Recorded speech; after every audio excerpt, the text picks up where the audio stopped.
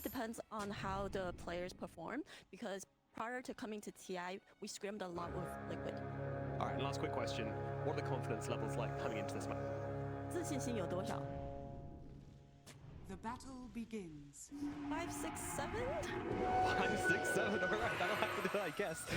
That is going to do it for our interview, which means that you get into game number 1 with Miracle and Trent. Thank you so much. 5, 6, 7, 8, 9. Trent, yes. You know, we're waking up early. We're seeing some craziness go on. I'm not sure exactly how to feel about this. I think it's going to be an interesting little dynamic to watch. Yeah, there's a lot of damage done to that Slark. He didn't really stand up that strong. No, it's genius because, you know, we heard the panel talking earlier. Liquid, Jenkins was saying they don't like those morning games, right?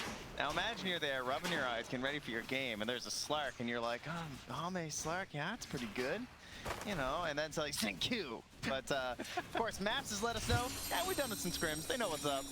So, some scrim partners here, it would seem, and we'll see what Liquid has concocted versus this support Slark that they're apparently already aware of. I mean, on its face, there's like some elements, like the more you, it's like a drug. The more you're thinking about it, the more it's just infested your head. It's like, you can't get it out of there. I'm thinking about it. The Barracuda, he's playing against a Clockwork. You're trading like the Essence Shift stacks. Maybe in the later stages, you're scouting out, like if you're trying to find a fight around the mid game, and he breaks the smoke, immediately hits Dark Pack. All these things sound cool. Yeah, it's it has been done in the past. Sox has played a little bit of the support Slark, I remember. Trade a little bit more with Clockwork. As Nisha's already taken a bit of a beating, 8 and 6 in that mid lane versus 6 and 0. I mean, it's the XM Viper. Like they truly got him with this one, right? You pick the Lina nice and early, and then you pick this fake carry. So then, even if they knew there's a chance for the support Slark, they probably. I mean, I guess they did still ban mids anyways. Oh yeah. They really did know, but kind of crazy that XM gets his Viper of all heroes. Right, and you think about some of those other picks, and I mean, you can see the Void Spirit being a problem or something. It feels like this is maybe one of those news. where... There's no way. The Void versus Bug. I feel like we've had this discussion too many times. I know. You're absolutely right. I do feel, though, that like this is probably one of those matchups that this is going to be some of the worst of it. This laning stage is going to be really rough, but in the later stages, you know, Pucky's moving and manangling and getting all over the place. Even. Yeah, Pounce. Trade some hits, a Soul Assumption, hitting onto Insania. But it feels like you can outmaneuver the Viper later, even if you're not doing a ton of damage / killing them. But who's to say? Well, that'll be the plan. Q runs back in, asserting dominance in this lane. Sort of. He has Essence Shift at the very least, and a Blood Grenade. God, it is going to be a really interesting one to watch. A level ahead of Nisha right now. This TI, it has felt like there's been a couple more of these like shutouts in mid happening. I was thinking back to the Monkey King games that we watched yesterday. Yeah, it has felt like maybe there's a little bit more of that flavor of the old mid lane, where it feels like one person can actually like stomp over, and it's not just a water rune session. Yeah. Also, it feels like slightly less rotations to mid, less time like covering runes and stuff. So. Been a little bit more static on the side lanes. Otherwise, you know, using the Twin Gate. Because going mid takes a while. Twin Gate, you just hop right through. That's something that we can definitely see happen. Oh, get him. Some pushbacks. The latch is there. The damage is out, and it's enough for the kill. And now XQ beaten into Mickey won't be able to do quite enough damage there. Nice. Raindrops and wand, though. You don't have to hit them with it. As long as the projectile's on the way, you also get the credit. Right. Which is crazy. Cool. I thought you had to at least hit it first, and then you had like the 3-second window. But yeah, so if someone's about to die, just immediately send that thing at them. It doesn't matter if you hit or not. You still get the bonus. Ooh, Nisha getting a haste rune a little bit too slow there. Was XQ to make the move over. As 33. And I mean, with all of the talk of the Slark and everything else that came out, I think it should be noted again, like, I don't know, what would we say about it? Like the boldness and the assurity that Liquid have in themselves and how they play the game. Doom has lost 7 games in a row. And they come in and they first pick it still, no worries about it. The panel talked about it a lot, but it's really nice. Oh, and you can see, yeah, first Slark pick. Hasn't really seen a heck of a lot of it. Hero win rate, 0. Yeah. I assume that means there was one other pick, I believe. That's what I'm thinking as well, yeah. And that, but see, they didn't win. Or so production is like, 0. We know what's going to happen here. No need to play it out. All right, we have both supports here lurking on the side. This is now the classic Viper, okay? Dota's been around a long time, and I've seen this happen many times where 3 heroes come in to kill a Viper, and suddenly Viper is a double or a triple kill. So you got to be a little bit careful. No matter what changes in Dota, some things stay the same. CY is level 5 and Sadie is level 3. They drop down the coil immediately. XQ starts hitting a couple cogs. Already dead on Clockwork. Liquid have to back away. You know, Marcy So and far, Slacker, so good. Radiant's middle Man, we're tower gonna have is under some attack. parallel ideas here between the two teams, right? A lot of Luna farming, a lot of Lena farming. Whoa, that's only 1 letter difference. That's kind of crazy. True. But coming into this tournament, like, you know, someone asked me like, what's my favorite hero for Liquid to play? I would say Radiant's Doom. bottom Yeah. tower is under I think attack. that they play extremely well around this. They have some content pieces they put out where they have the team talk over matches they've played. They're very entertaining. Shout out to Team Liquid. They're pretty cool. And one of the more recent ones, it was 3-3 playing Doom. And just like the way he talks about it and this whole, like, you can tell that he just develops a plan. Like throughout the game, he very easily identifies who I need to doom. Right. And as long as I doom them, we just win the game. So I think that's why they like this hero a lot, because it allows you to simplify team fights down quite a bit. Like you just have a condition that if you get the doom on that correct hero, the fight just gets infinitely easier. And do you feel like there's one particular... This Viper, and if you doom the Viper, I mean, that's a little meh, He already right? isn't using his abilities that often. Yeah, Like, Lena would be great, but you're kind of assuming you're not going to get the doom on the Lena, just by basic positioning. right. Yeah, it's a little bit tough. Insania trying to stay alive here. XQ is going to juke off to the side. So that's going to put the pressure on the Clockwork, because then Okay. Clock has to get the flares, the hook shots, set up for these really good dooms. Well, and we saw him already try and make that move over for Ame and wasn't able to get it. Now the rotation bottom is DY. Gets level 6. Nice play there. To dispose into LSA. Well, XG off to a really good start here. 4-2. It's still very, very even across the board, but this is sort of that fake Doom network. It's going to be, I mean, obviously Willow's a little bit hard to catch and kill. Just because you can go into Shadow Realm, kind of get some separation there. You can still get like bird drops and stuff like that, but Clock is going to be pretty vulnerable to this. They're smoking up there on the move. Not very often you see this these days. Super early Atos into roaming. And hopefully this will help out the Viper's itemization too, because that's one thing that hero struggles with, is like getting decent control. They gotta have like 3 right clickers. This is the LSA, and now with no more Shadow Realm, this is going to be Voxy completely in a bad way, and well, it just gives away a one heal himself there too. As XQ right into Insania's face. And again, how many position 4s do you feel like can do this against Clockwork? Yeah, not many. Just really does not want to die. Like the one tap, yeah. 5-2 Insania trying to make some use here of this first hook shot. But nobody is around at this point in time in the game. Does look like he's bringing out another bracer, so getting pretty tanky on this Clock. Just gonna match those bracers of Slark, you know? Yeah. In XQ. Let him determine the item build. A lot of stat items and a little bit of just this early game jostling back and forth. Yeah, we're chilling. A 14-minute Wisdom Runes, I think, could be a good one, right? You're a Clockwork. I'd love to smoke for that. Right. Flare, hookshot, seal a Wisdom Rune. Well, and I do think that there's going to be this eventual time in... Oh, just off the mark. That extra movement speed from the Barracuda. He's too fast.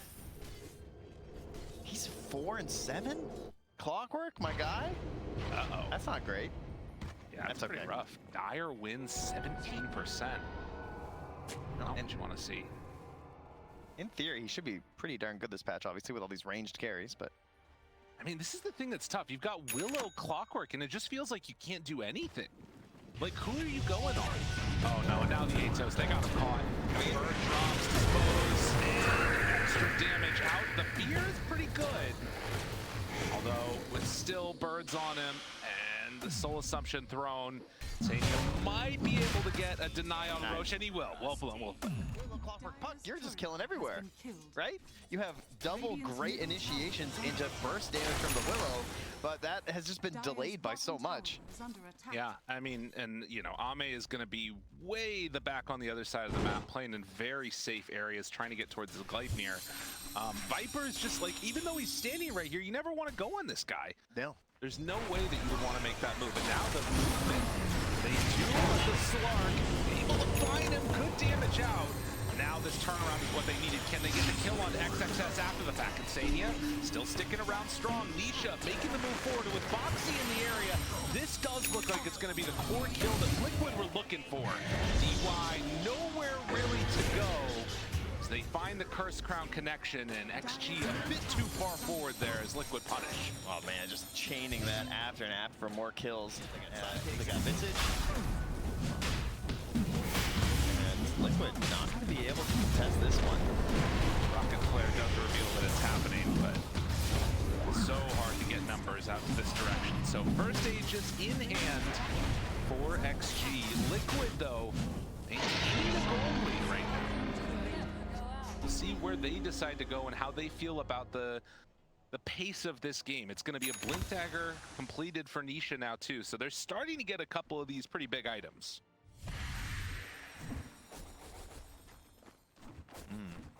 Yeah, there's kind of a question of just like, at what speed do you need to move here as XG? Right. So I feel like they're the ones who sort of have this looming threat of like, we should probably be getting stuff done. Like, I think Liquid look pretty happy to chill back here. Doom, Puck, Luna, they seem kind of happy. But they're thinking about making an aggressive maneuver here at level 12 here on the Puck. Arcane Rune in hand. Double Blinks is really nice, and XM hides in the trees, recognizing that potential danger that could be coming their way. If he steps out, I think it's an easy jump, but instead they're looking down ball. He finds InQ, and they're actually just gonna doom him. Okay. Oh, here we go though. Overextension possibly. He used everything on that Slark, and now 33 goes down. All right, well, here we go though. Now we have something interesting because he has committed for the Blink Dagger on the Puck, and the Orchid's finished on XM.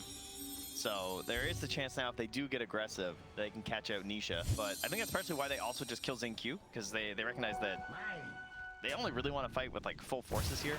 Yeah. So they're trying to get their kills, get back out. They know there's an Aegis, so eventually they are going to come. They're just trying to like set them off balance so they can't get organized and move. But now they have the pipe, so I think that 5-hero wind-up's going to be coming here. They're just going to throw themselves at a tower. But Mickey has a Manta now as well, so he's also quite formidable in an actual engagement as they smoke up to move forward. It is unfortunate because you imagine how different this move right here from Xtreme looks if it was the Viper that they killed instead. It would have taken longer for him to come back. Boxy pops the smoke. Yeah, that was well played, and now that's going to buy enough time for Mickey to get out, although he runs in. Now Dark Willow realizes, yeah, there's a lot of people here. We'll throw out the Terrorize. And that should still secure the tier 1 tower bottom. Might even stick around for the Wisdom at 20. Or 21 rather, but the Tormentor Wisdom. XG. Like Gleipnir and Atos are kind of your jumps. Unless DY's somehow gonna get a rebound. It feels like that's not even what they're trying to do. They're just walking at objective Yeah. and say, come fight us. Fair enough, yep. But right now you can see this movement, and they're actually even leaving that bounty rune. Want to make them feel safe. XG, they decide to smoke up as well. ZQ, he's going to break it immediately. Dark wants to walk away. Do they have enough to bring down this clock? They do. Can they find more? Do they want to go for more? I think it looks like they're just going to call it right there. So they get the pick off, get out. Don't manage to take the tier 2 tower, though. So Luna just be winning. it's the Conda. Oh, I mean, look at this too. No BKB, goes straight Conda. Mickey's like, all right, we're not fighting. I'm getting my items. Although they do smoke up, that was under a ward. Yeah, in that vision for sure. They might not have caught that though, because it looked like Mickey was about to run up. I mean, XXS just booted out of there though. I think they saw. They have an idea. Oh, the BKB now here for Ame. Roche has just respawned. It's a fresh nighttime, so Roche will be up here for a while. Bonus damage for Liquid. I mean, this is a little bit dangerous because if Liquid are now going into this fight with no BKB on Luna, she can get bursted here. And in fact, they're going to start heading up. You know what's really good when you know BKB though? What's that? The Aegis. That's true. Can they get it in time though? Boxy there to break smokes in Q. Immediately out. Find it with that first round. 33 looking for his target. He can get the jump off. They go into the Marcy, still saving that Doom.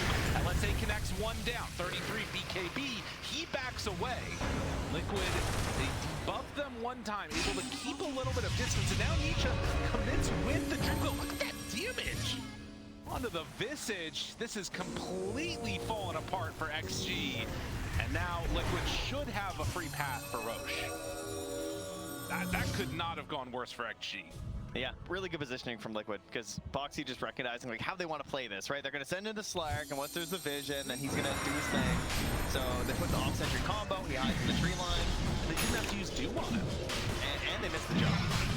Their RC stuff doesn't connect anyway, because again, their initiation is very difficult to achieve. Oh no. Now they got problems. Thought about it. Goes in, ZQ pulled over, and the Yule Scepter lift up. Poor guy, he does not have anywhere else to go, and we'll have to bounce back up in second. You have to. Like, I actually do think you have to do him to get the kill. He's level 16. He's ready to bash. The Bash Bros.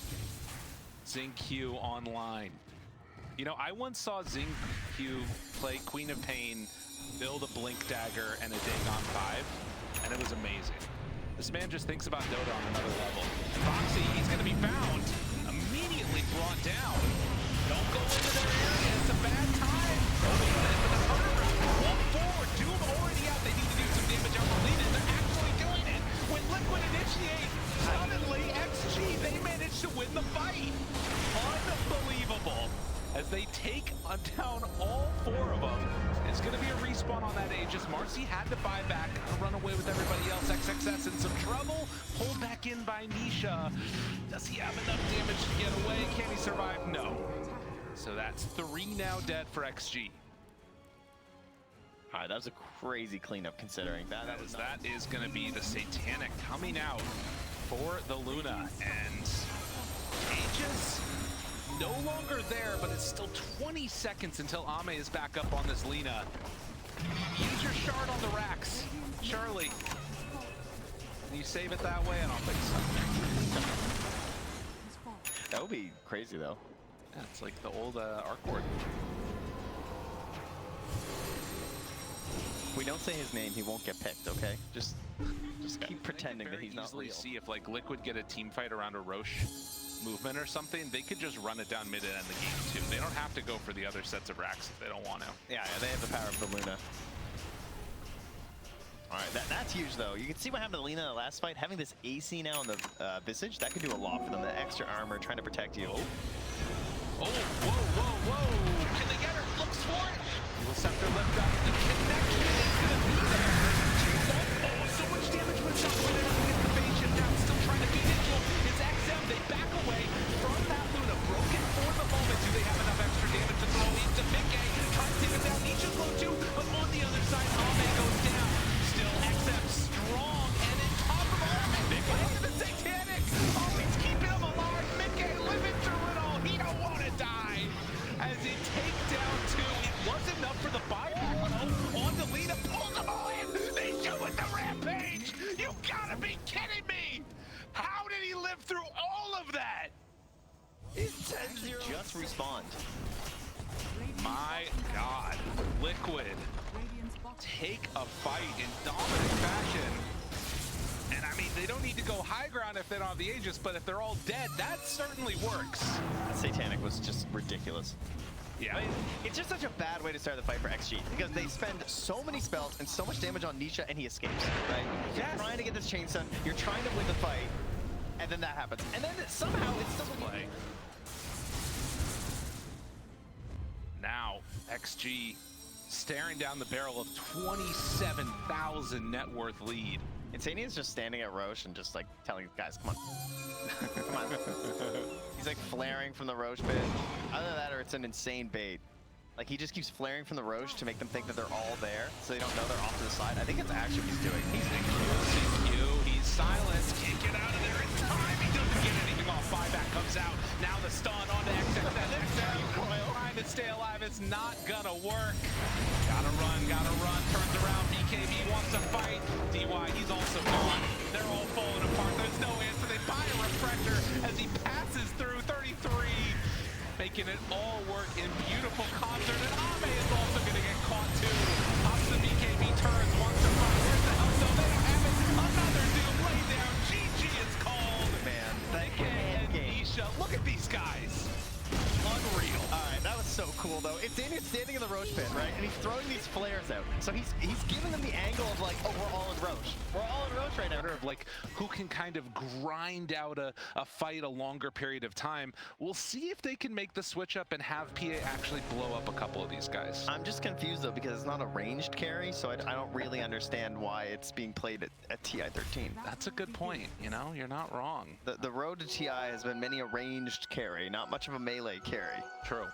And then of course that methodical fact. XM says, fine, you did it to me last time, I'll try and do it to you this time. Should have a better game, I would imagine, than last time against the Viper.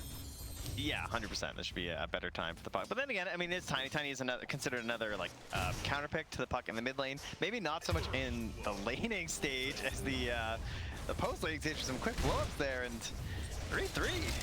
Little bit far up there, gets taken down. First blood over to Ame, I believe, got the credit. Yeah, that's really nice. I mean, that's one of the things. If you can get to a quicker battlefield, that's amazing. And PA is one of those heroes that, like, you've got this natural slow that's built into it. If you have the damage that can follow it up, you do manage to have a kill in lane. Kind of cool. And, you know, we say it is a melee carry. That's one of the benefits of PA, though, is that when you have the dagger, you can actually utilize that, too. So you're not quite as shut down as some other heroes can be. As you can see there, trying to work with that for the CS. And DY there to scoop up a couple of denies. After the fact, forces out the Shadow Realm. Back to it. Yeah, it'll be an interesting one watching this, and also what Mickey's rotations end up looking like. Playing the position 1 Nature's Prophet, already 7-4 versus that 4-1 on the Timber Saw, and Insania. He's going to take a beating in this lane for sure. Yeah, only 1 game so far for them for that Nature's Prophet. And that was for Nisha, so we'll see what kind of changes they can utilize out of that safe lane instead. Couple different ideas for the Nature's Prophet lately. You got the Max Treant, you got the Max Sprout with like much more magic base, just like nuking people around the map. Oh, see which way he goes. Most importantly, get a lot of TPs going. Insania, getting body blocked by the Treant. They decide to turn and fight XQ, see if they can bring him down. 6 stacks to 7, and he falls. Oh, a nice little bait coming out there from the Clockwork. Yeah, You get I mean, on we're top and start to whittle people down, it feels good, but you really have to bait them into a bad position, I think, more than anything else. As the break, and then the double root turns into a death for DY. Okay. I mean, this could be an issue. Despite that first blood going the way of Ame, this is not going to be an easy lane either. 3-3, of course, one of the more popular Visage players lately. Oh, that was kind of crazy. That was well played. Cogs to break the trees. Who says that 5s don't have reactions? It's all that Oracle play, you know? Oh, yeah. He's always ready for the saves. This time he's just saving himself. You were talking about that as a potential pick. You know, you like to get the 2 points of battery salt first, but makes sense, right? You can get some mana burn onto this Timber Saw, because the more levels on the Timber Saw, the more likely you're going to have some threat onto Mickey. So try and reduce that. Yeah. Especially with the exposure therapy in A, where you're getting the mana every time you cut the trees, like Jenkins was talking about. It can have some issues in combination with Sprout, of course. Think about if you were to max Sprout and try to nuke him, then he's also just going to be getting mana back every time. Right, it's a really interesting lane because you can kind of mess with the Timber Saw in 2 ways. You've got, like you said, the breaking of trees with Cogs, but then also, you know, later on, if there's a Timber Chain, maybe you can drop a Sprout down to try and interrupt that. Yeah. There's some outplay potential there that you don't normally see. I gotta say, mid is going exceptionally well for XM. Yeah. It's 31-4 to 29-3. Like, this is totally fine. I didn't expect him to get, like, smacked around or anything, but you know, you kind of expect to see a few more denies generally. I mean, he only off of the CS right now, yeah. I guess just because by the nature of like the matchup these days, and tree throw is only at 1, the bonus isn't as good as it used to be, but still, kind of crazy. And it does feel like this is going to be a really good Nisha pick for the game, too. Something that's worth thinking about is XM's going to get pushed back there by the Cogs for a moment. But the idea of, like, you know, finding a blow up onto PA. PA is going to be vulnerable to Tiny for a very long time in this game. Once eventually there starts to be some of those movements. As 33 taking some hits, but with the TP rotations in, they're actually going to toss the Visage in. 33 is like, sir, is it going to be enough though that they can bring down Ame in some trouble? Wants to get out, but nowhere to go. Sometimes what looks like a throw is actually the next level play, and 33 gets a double kill. So much gold. Jeez, pass him over, man. Give me the coins. Radiant's middle tower Wow. is under attack. Pay the ferryman. Take him away to the underworld. That's crazy. 3-3's getting rich. That actually puts him at the top of the net worth right now, despite having only 29 last sets. 3,600, almost 3,700 gold. And at the 7-minute mark, while there's action mid, there's some other action going on over to the sides. XQ not gonna be able to get there in time. Insania sneaks one. You already see it from the laning stage that he has really been grinding this. Yeah. Knows those common counter pick matchups and has been able to deal with them somewhat well. Ame still just looking for a way to get farm in this game, and now at 33 he's gotten level 6. I mean, that double kill really Ame. often it feels like. Nisha's on the hunt, looking for a dire carry. Oh god. Where could he be? Oh no, are they gonna get him? Oh, I'd say so. There's a safety bubble. He at least south Nisha, up, calculating, doing some math here. waiting for it, hits. Avalanche hit, toss, hit. Is it gonna be enough? No. No, wait. Did he not have? Did the Wrath of Nature not hit? I think it didn't. That was a little bit strange. They must have just lost the vision on him or something? Or, yeah, I don't know. Get the kill. I mean, they're farming on other heroes at the same time at the very least. But yeah, it's a 4,000 gold lead already in just under 10 minutes. They have lost Lyrical. They missed this one kill. It's over. Stop making excuses. Look at that. His confidence is shot. He misses the avalanche here. Oh god. Oh man. Gotta run XQ, not gonna happen. Dude, the double wisdom runes are just devastating. Honestly. It's a painful one. Oh, this could be big though. Wait a minute. They bring in XXS. Now they have it double. Oh no, the chakram's not gonna be enough.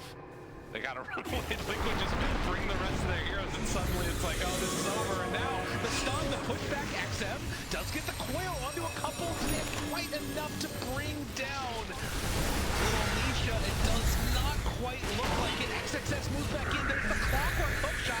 Tries to go in with the second round of chakrams, but it's just going to be a Dimmer Slot dead. They're all falling apart. All 4, all 5 gone. The Wrath of Nature came through and did some work there. Oh, the Wrath of Nisha did that for sure. There's no doubt about that. My god. Oh man, that bounced all over the place there. Last little right click as well into the puck there from Boxy. He gets the credit, but the Wrath of Nature is what helped secure it.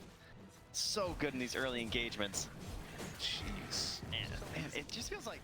And Ame is just broke as a joke right now. Still eyes on a Battle Fury eventually that I think is never going to come. 10-1, it's incredibly hard for them to deal with this. Yeah, Ame just has to run away. They break the smoke on Nisha, so at the very least they're able to get some separation there from the PA. But an incredibly difficult moment now. They do have Tree, which is going to try and help keep these towers alive if they can outspam enough. But we're looking at a You just have to go Battle Fury. You just... Yeah. I don't think there's any, like, crazy PA build where you can actually just get involved and try and do something. You just gotta play for the late game. The 360 damage crit, like, that number, seeing it just does not feel good. It's not a good time. No, it's really not. Nisha. Oh, that's not good. There it is. Yep. He's like, hey, you killed him too quick. What the hell? XM trying to catch and kill a wave.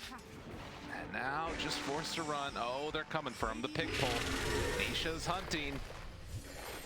Nisha's looking. XM is going to phase shift and get the TP out. But yeah, Roche is open at any point. Okay, jumps on that. Yeah, they got him there. He's in trouble. Starting to fall and dead. Last Orchid hit for all it's it's worth. I mean, this is the moment where you're like starting to theory craft. How do you speed run finish control?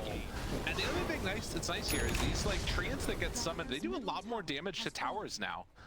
Honestly, I wouldn't hate them going high ground. It seems like that's their option. 17 minutes forcing out the glyph on the tier 3 tower. I mean, that's good enough, but if they want to, they can keep going. Do you have a pipe down here for XXS? Find him immediately onto a pipe. Is he going to be enough to keep this man alive? No. Terrorize and Fear comes out. Now ZinQ, he's also caught more trouble as they try to toss back. ZinQ don't even need to. The coil means you have to stay at our high ground. As Liquid will take the first tier 3 tower. This gotta be one of the earliest ones in the tournament. Demolition here. As a clean execution comes out. And 3-3 micros the bird to grab the top wave as it leaves the base. Yeah. Oh, He's they're all pulling it over. He's like, oh, we can farm this, guys. Ame still not going to. They got both waves. They pulled both waves in. That's full racks done. He's like, I've been practicing with my couriers for this, you know? Every game when they're losing, he grabs them with those. That's what the birds are. Zombie. They're all surrounding him. I think that they could still kill. You probably need Nisha. So they get set up. Smoke. The birds, they move forward. They're trying to scout out. They don't know. Now the flame break push back runs in. Tosses one away. How's it going to work? They're immediately going to take down ZinQ. Trying to see if they can get this finish onto XXS. Everybody is surviving. XXS is gone 17-1. There's the hook shot connection. Devastation of the highest degree as Team Liquid for the 3rd year in a row is going to be going to the International. That's right, we'll be seeing them at the Royal Arena. And they're looking pretty happy about it, doing it very stylish and fast fashion in Game 2. Oh, man. Didn't need